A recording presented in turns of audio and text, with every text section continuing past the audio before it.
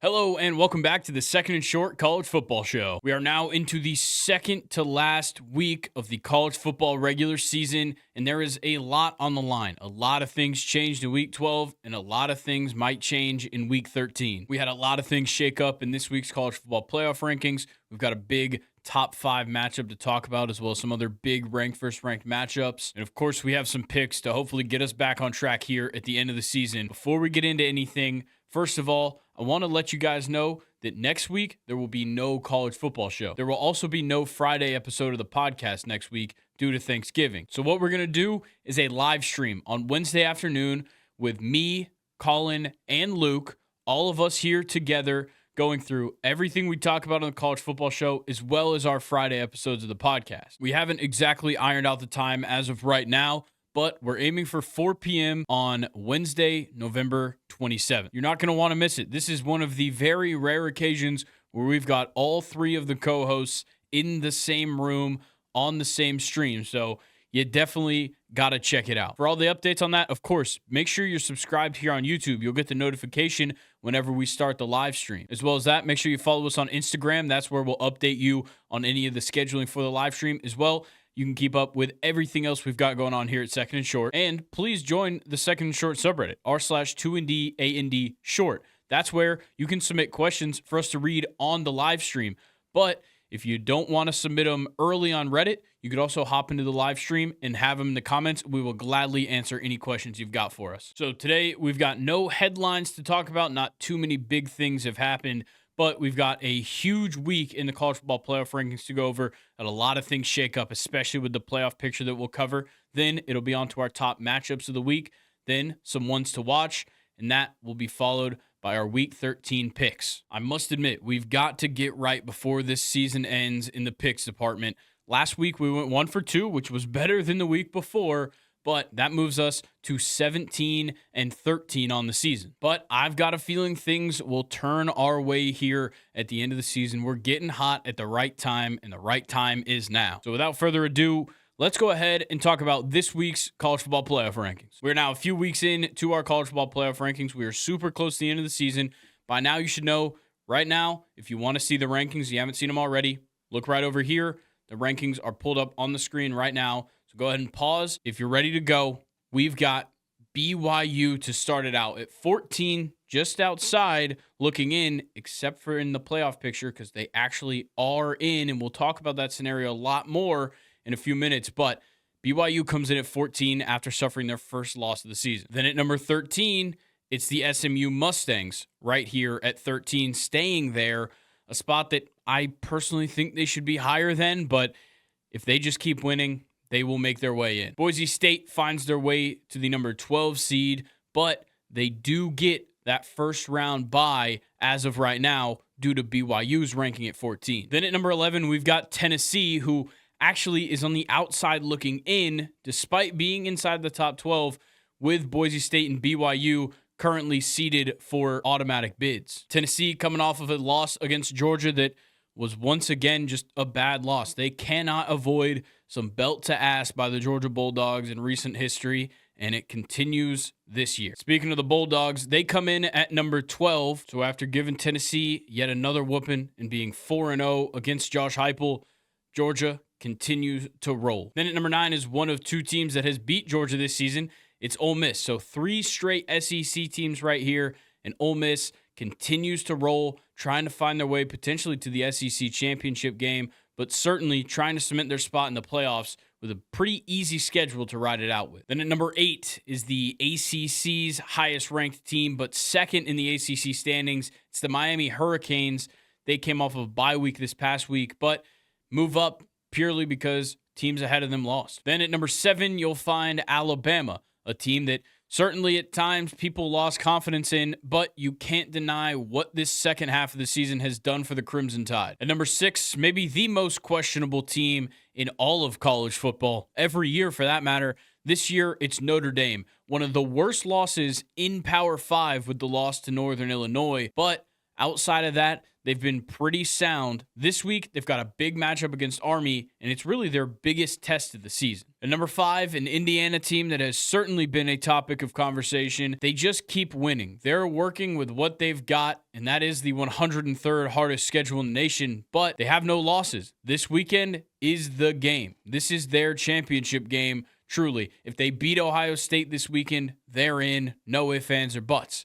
If they lose this game, they better keep it close if they want to coast in while still avoiding that Big Ten championship game. And at number 4, a fellow Big Ten team who does have one loss, but it is to Ohio State. That's Penn State coming in at number 4. And now to number 3, it's the Texas Longhorns. They hold on to this spot once again. Despite a lot of people putting their dominance into question, Texas continues to roll and continues to get the respect of the rest of the big dogs. And then your top 2, just like last week, it's Ohio State and then Oregon at number 1. Ohio State now facing a big matchup with top 5 Indiana, and it's going to be a huge game in Columbus because really Ohio State can't afford a loss to Indiana right now. Yeah, they maybe make the playoffs still, but Ohio State needs to be wary that Indiana is not messing around. And then, of course, number 1, Oregon. I think that last week's performance was pitiful. 16-13 against a Wisconsin team that's simply just bad.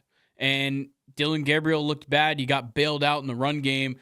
Oregon holds on to the number 1 spot, but it is not without speculation that things might not be as good as we thought. So now let's talk about the college football playoff picture. I'm going to put it up on the screen here so you guys can see it.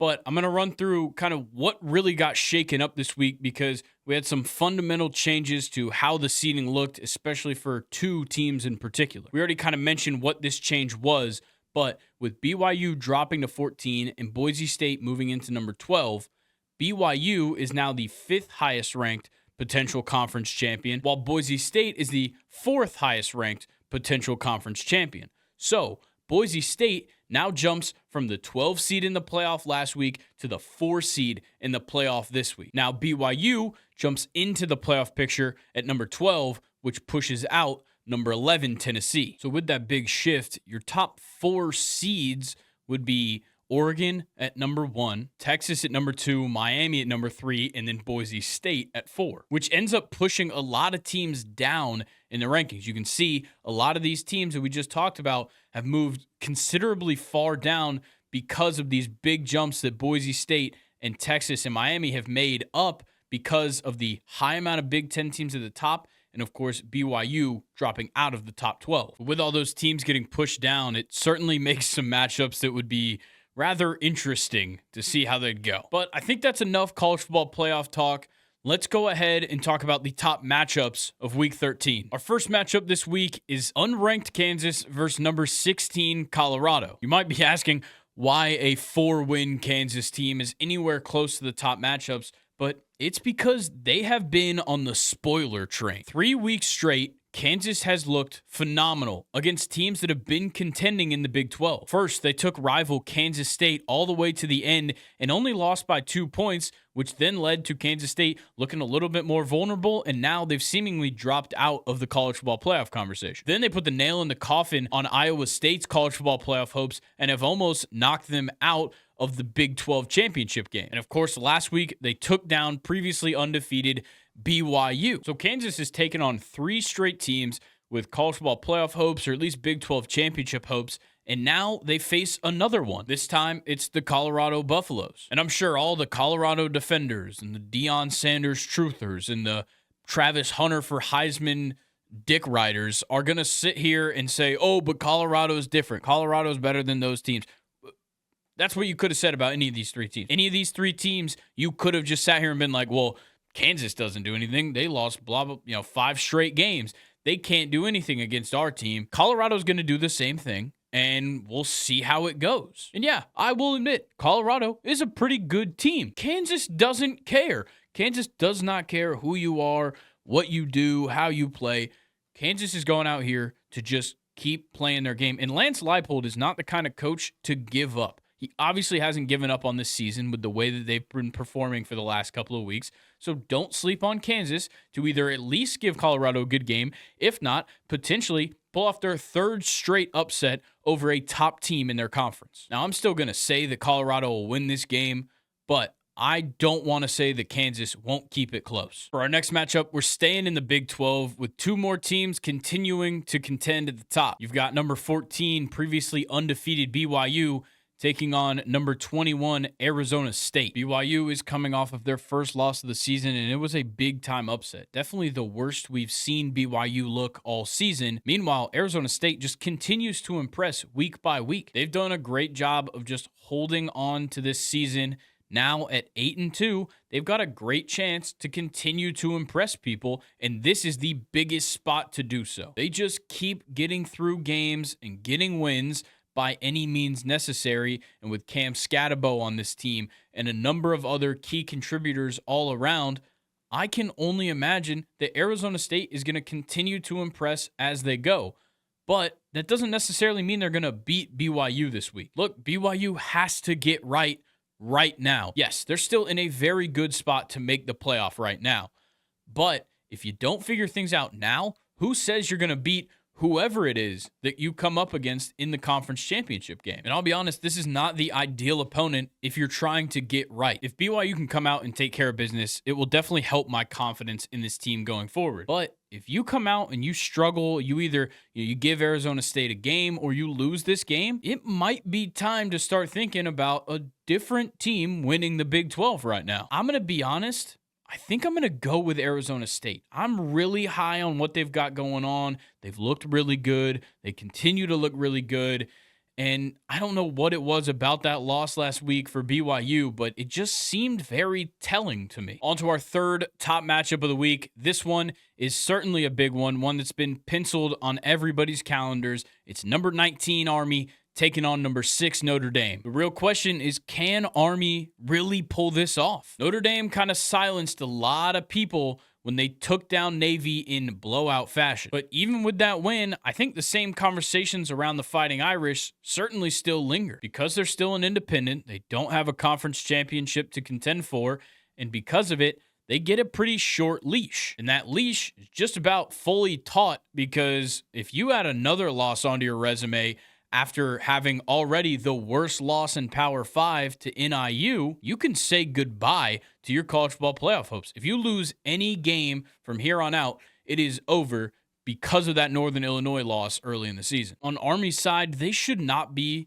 looked at like Navy was coming into this Notre Dame game. This Army team is so much better than Navy in my eyes, and they really deserve the credit. Look, people are always going to talk down on the triple option and say it's an outdated piece of football history, but some people run it right. And this year, Army's got it right. This offense looks way different from anything we've seen from them recently. And on top of it, they have a defense that is actually unbelievable. Like, I was really surprised when I started watching more Army games as the season rolled on, how good this defense really is. And I think that they actually have a real chance at limiting what Notre Dame is capable of on offense. So yeah, maybe it's just a matter of this team's a whole lot better than that team, and they're just going to run through them.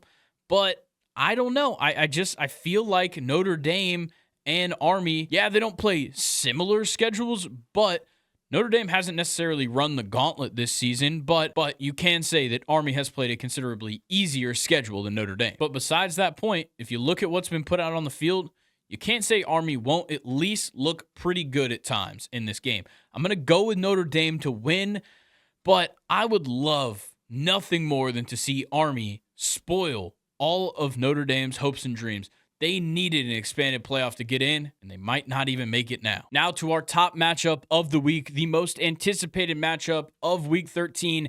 Number 5, Indiana, heading to Columbus to take on number 2, Ohio State. Let's all be honest. Ohio State's probably just going to manhandle Indiana. They haven't played anybody. I know, the big number, 103rd strength of schedule, blah, blah, blah. Whatever. Ohio State probably does just steamroll them. I get it. But why can't I hope?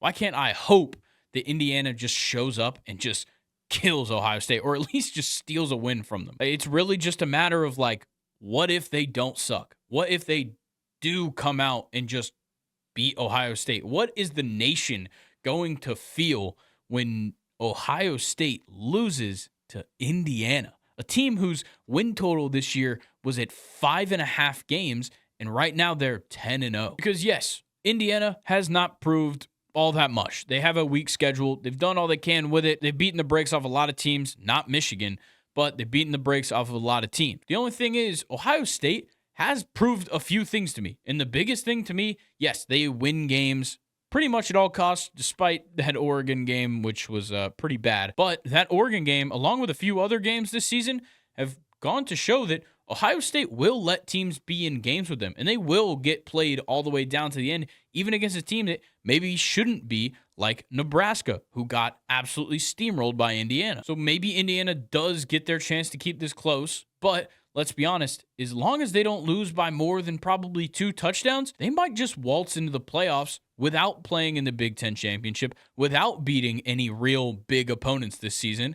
And they'll just be there, and they'll probably get a first-round bounce, and that'll be that. Obviously, we know the playoff implications. We know the conference championship implications. But for my pick, I think I'm going to go with Indiana. I want this Cinderella story to come true. It doesn't feel like it's going to, but I just really want it to be. I've loved Curt Cignetti. I've loved Curtis Rourke. I've loved the rest of this Indiana team. And I'd love for it to all culminate at this point, and they upset Ohio State. So those were your top matchups of the week. Let's talk about a couple that I think are ones to watch. We're starting off with just a classic good matchup. This one, no playoff implications necessarily or conference championship implications. Vanderbilt versus LSU, to me, is just a game where I am interested in the outcome. Now that LSU's lost 2 straight, they are way out of the college football playoff conversation. And now the real conversation is, can Brian Kelly figure out a way to get this team to 8 wins? Because I'll be honest, both of these teams are talented. I really like what I've seen at times from both of these teams, and they deserve to be in pretty good bowl games. The thing is, one of these teams is going to end the season with 6 or 7 wins, and one of these teams is going to end with 7 or 8. And that creates a big discrepancy in what bowl game you might end up in. So honestly, I think they both need a win here. Obviously, both of them can't win this game, but I'm very excited to see what happens here. Vandy's last 2 games are this one against LSU, and then they play Tennessee, which certainly their odds don't look good to win the Tennessee game. LSU's got Vandy this week, then they play Oklahoma, which certainly looks like a second win. I think they caught Florida at the wrong time. For some reason, Billy Napier loves to getting to 5 wins in a season, and this just happened to be his first opportunity at it. They also caught the best-looking game this season from DJ Lagway. Vanderbilt, on the other hand, has just kind of lost to good teams. That's really the biggest problem they've had. They've lost to the best teams in the nation, and now you're facing LSU, and they were it, 3 weeks ago. LSU was one of the best teams in the nation. Now they're very much not, but it's still a team that Vandy could play close. They've played a lot of teams close this season. This season, I think they're 6-0 against the spread when they're a double-digit underdog. That's a big deal, and I think in this matchup, once again, they could definitely cover that spread. I don't think they're going to win, though. I think LSU will hold on and get the win, mainly, to me, just purely based off of talent. All right, your next one is probably not a surprise. If you went and looked at the schedule and you looked for a game, you probably knew that I was going to put this one in the ones to watch. It's East Carolina versus North Texas, and you know exactly why. If you've watched the college football show maybe at all this season, you know I like North Texas because they score points. Last week, their total was 72.5, and guess what? They hit the over. And that was the only win we got last week in our Week 12 picks. Well, this week, the total, 73.5, and they're only a single-digit favorite once again, this time over East Carolina. So hear me out right now. Points, points, points, points, points. That's why you watch this game. Check it out. It's at like 3 o'clock on Saturday. Okay, the rest of our ones to watch is a little bit weird. This one, we're talking about the implications at the top of the Conference USA after this week, because there is a lot that could happen, because the top 4 teams in the Conference USA right now are all squaring off this week. Western Kentucky takes on Liberty. Western Kentucky 5-1 in the conference. Liberty 4-2. Liberty currently sits in 4th place. The other matchup is Sam Houston versus Jacksonville State. Sam Houston 5-1 in the conference. Jacksonville State 6-0. This is a huge game when you're talking about who might show up in that Conference USA Championship game. Now, most people probably don't care about the Conference USA Championship game, but I know there's some sickos out there that do, and this is a huge weekend for what we might see a couple weeks from now. So I would just say, go ahead and check these games out, because you might be surprised. You might turn into a big Conference USA fan after this weekend, but what I will say, these are 2 huge matchups for the Conference Championship. And then finally, I couldn't decide. There was a couple of games that were fine. Nobody really stuck out to me. So I'm going to let you guys take your pick. I've got 3 options here that I think all have reasons why you should watch them, and I'll let you guys decide which one you want to watch. First, it's Pitt versus Louisville, just because it's a fun ACC matchup. Neither of these teams still in contention for the conference championship. Both of them are bowl eligible, so we'll see 6-4, 7-3. So yeah, we'll see what happens here with these teams, but I think it's just a fun ACC matchup. Next game, Boise State versus Wyoming. Wyoming sucks. Boise State's amazing. The reason to watch this is Ashton Ginty, because I think this is one of those weeks where we're going to see one of those 200-something yard games. This just kind of seems like the matchup where he would go absolutely nuclear. Finally, you got USC versus UCLA. Obviously a rivalry game. Now it's a Big Ten matchup. But what I'm really here to see is the rise of Jordan Mayava as the starting quarterback at USC and the simultaneous downfall of his head coach, Lincoln Riley, who has been awful this season. So feel free to watch any of those 3 games because I think there is something there to see in all of them, but I couldn't make up my mind. So with that being said, let's head into my Week 13 picks. Before we get into any of the picks, I would like to remind everybody I am 21 years of age, but I do not live in a gambling state. Therefore, I will not be placing any wagers on any of the picks that I make today. If you are going to be betting on any of these picks, please make sure to bet responsibly and only bet within your means. If you have a gambling problem, please call 1-800-GAMBLER. All right, Week 13 is here, the second to last week to get things back on track before we head into bowl season, before we head into this expanded college football playoff. We've got a lot of work to do. We have fallen to 17-13. Last week, 1-2. Just a tough week again, but we're trying to bounce back now. It started 0-3, then it was 1-2. Maybe we follow a pattern, or maybe we just skip 2-1 altogether and we go 3-0 this week. But what I do know is that I've thrown the numbers out the window. We're going off vibes again. That's how I'm feeling. So let's just get into it. And we start off with a pick that I absolutely love. It is Alabama minus 13.5 against Oklahoma. The Sooners are just simply not the team that anybody thought they'd be this season. And they're certainly not the team that we've come to expect from Oklahoma. But when it comes down to it, Oklahoma sucks.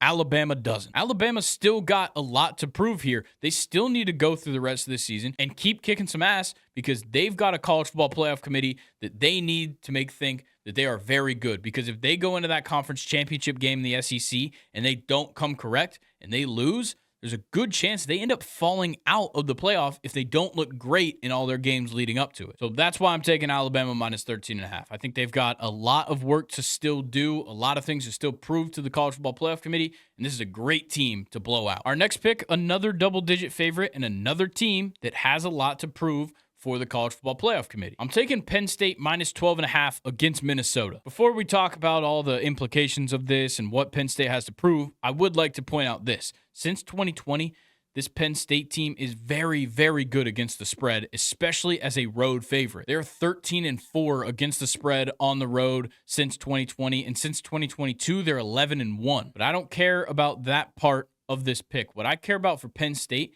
is the fact that they are obviously going to fall victim to whatever happens on conference championship week. Yeah, right now they're number 4. They don't have any big wins. They have a loss that was close to Ohio State, but if they don't play in that conference championship game, yes, they'll probably make the playoff, but some of the conference champions are going to jump them, and some of the teams that get big wins these next 2 weeks could jump them. So Penn State has to come out and just blow teams out of the water, and they need to do it against Minnesota this week. So I'm going to trust Drew Aller. I'm going to trust James Franklin against probably my better judgment, and I'm going to take Penn State minus 12.5 against the Golden Gophers. All right, for my final pick, and you probably saw this one coming as well. You heard it in the ones to watch. You knew I was going to do it. They won us a pick last week. They've won me picks multiple times in the past.